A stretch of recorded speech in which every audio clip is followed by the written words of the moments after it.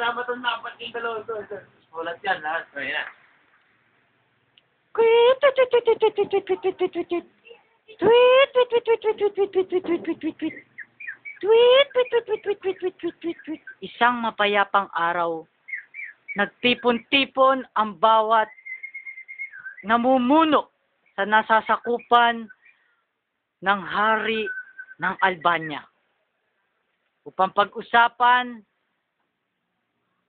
ang papalapit na piging sa kasal ng munting prinsipeng si Sadie.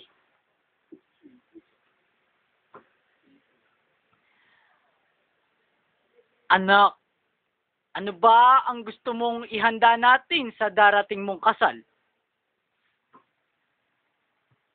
Ama, okay na po sa akin ang mga munting tupa at kambing upang ikaldereta.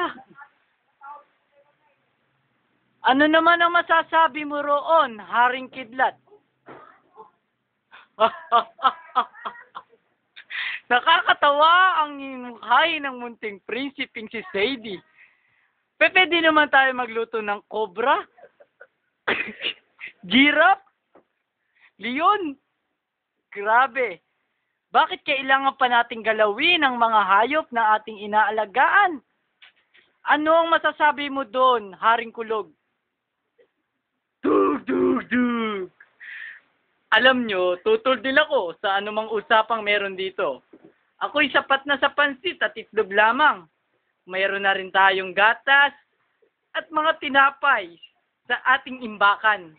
Maaari na nating gamitin ang alak sa mga barilis. Hindi ba, mahal na hari?